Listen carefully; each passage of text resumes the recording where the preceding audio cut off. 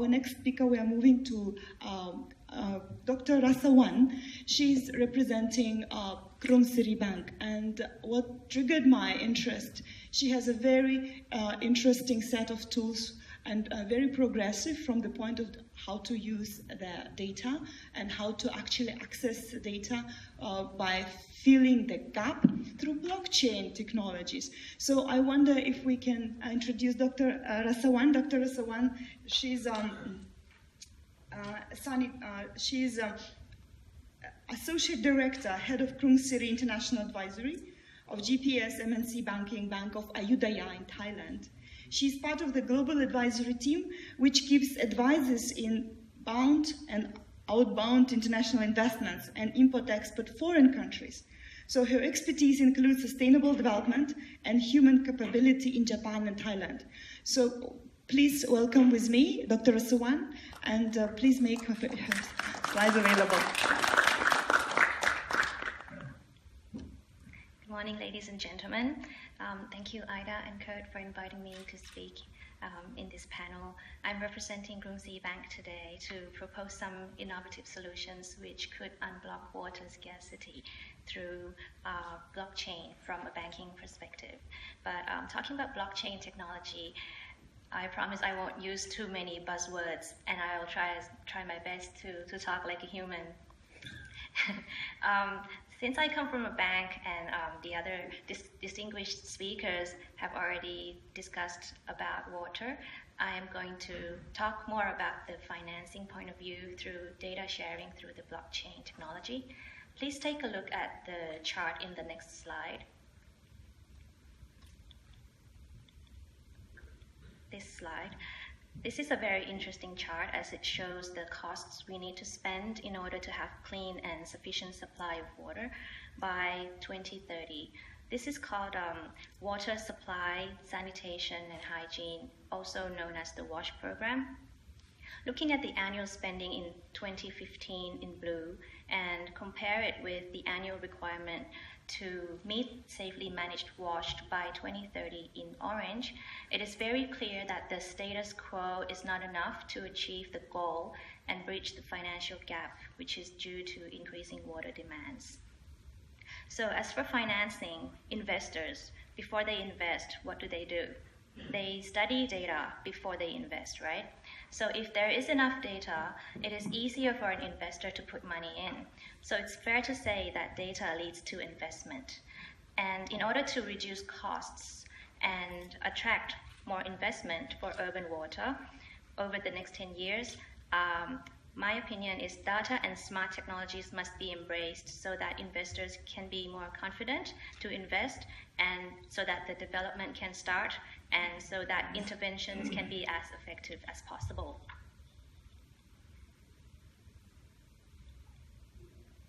And the focus is, of course, on urban, because attention is where the people are, and that is in the urban areas. So we would like to propose that the data and smart technologies, especially in the urban areas, should be embraced. This is the example of a successful case in Canada and Australia, where effective storing and management of data is conducted throughout an urban water cycle. In the case of Canada, an integration of open data with remote sensing, satellite imagery, Internet of Things and AI could allow predictive modeling based on real-time water quality. Adding input data such as weather or nutrient flows, pollutants could help forecast water quality ahead of time in a river system, as well as help companies assess their water risk. Open data directly increases entrepreneurial activities and improves business services. And in Canada, blockchain is being trialed for data sharing, for water trading in water markets, for dam management, and for pollution control. And in the case of Australia, water markets are viewed as a key area of engagement by blockchain enthusiasts, because, as you know, Australia's clarity on blockchain regulations combined with the maturity of its water markets has fostered a high level of innovation As an example, an Australian company, which is a civic-focused blockchain company, created a way to improve transparency of water trading in the country's water markets. And their real-time updates of state water registries was enabled by smart contracts. But before we go to what smart contract is, I want to show you how blockchain might work for the water sector.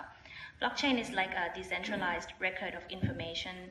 The potential applications of blockchain for the water sector could help to achieve the goal of an accessible, open source, and open access to share water data between public and private sectors and relevant actors.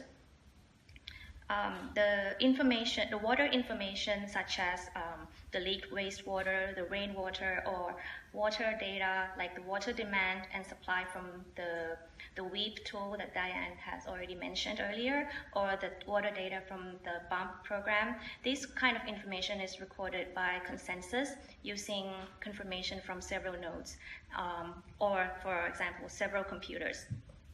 So you can imagine having several smart sensors in a water pipe, and those smart sensors monitor the flow of the water in the pipe. And then all these smart sensors record the same flow at a given time and record this data. And with the blockchain, once the agreement has been reached between all those devices about the flow, then the information is stored, and then it cannot be disputed or changed. And this is actually very transparent. And along with the consensus and the immutability of the information recorded, what makes blockchain unique is that it is not centralized in one place or in one database or in one ledger. Instead, many copies of the data are kept in different places on the network. So on the blockchain, if one piece of the information or the record is changed without consensus from the rightful owners, there are multiple other copies of the record out there to prove that the change was false or obsolete. So the idea of the information not being kept in one centralized place, we call it decentralization. And decentralizing water data on the blockchain could be a solution to water scarcity. So as a result, I propose two new shifts. The first one, we need to change the way we manage water today, and we have to shift from centralized solutions to decentralized solutions, transforming our perspective on from the linear use and dispose water approach to a more sustainable circular economy model.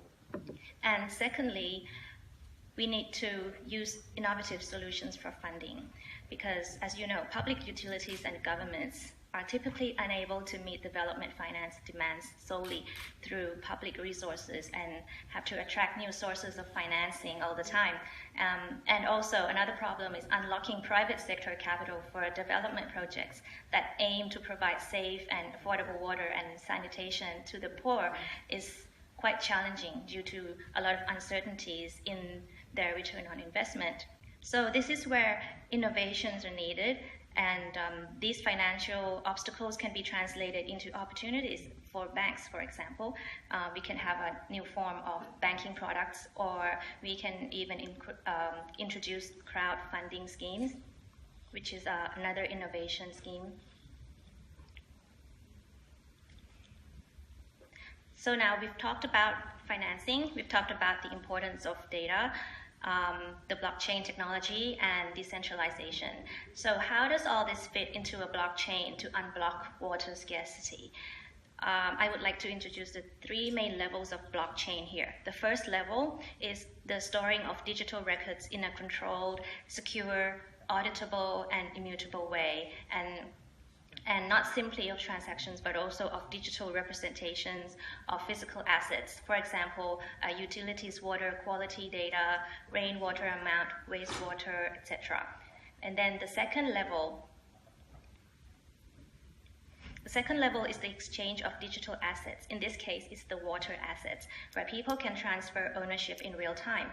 For example, in Australia, they have the water trading in the water markets, so they can transfer water assets in the case of water trading, or it can be as simple as paying for a water bill. And Water utilities face a lot of challenges at a local scale, and as you know, the centralized system is quite costly and it may take time and not as speedy as the decentralized system.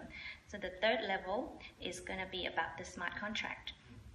And the smart contract is like an execution of smart contracts, of the contracts that are written in codes, and it includes rules and conditions and expiry dates and other information that are put in the contract. And as soon as the conditions of the contracts are met, then the information gets automatically executed. Smart contracts allow businesses to reduce time spent on paperwork and enforcing contracts and interaction with third parties. It is easier for us banks as well to verify those information through smart contracts. And these programmed applications can be used for simple cases like escrow payments, which could be useful in insurance claims, in the water trading markets, or by pay-by-results financing. So this is just a simple diagram of how a smart contract works. And being mindful of time, for more information on the pay-by-results smart contract in the WASH program, you can feel free to read further in this material. But simply, it's just a payment for achieving specific outcomes. Pay-by-results smart contract could be designed for funds to be released once the data is verified by monitors or by evaluators, then the payment is made automatically. The money can be released automatically to the project implementators. And last but not least, my key message for this is that collaboration is needed in both supply and demand sides at both governmental and human levels. For the supply side, we need to ensure funding, and in order to attract funding at the governmental level, there should be political prioritization, there should be a functioning legal framework, and of course transparency in water cycle management. And at the human level, at the community level, or the demand side, we need to, especially in Thailand, we need to improve understanding of better sanitation, and we need to develop education and awareness for the people to understand and to put out the right psychology in their minds that water is not as abundant as before. So that is the message from me. Thank you very much for your time. Thank you very much. We managed exactly with all the presentations to fit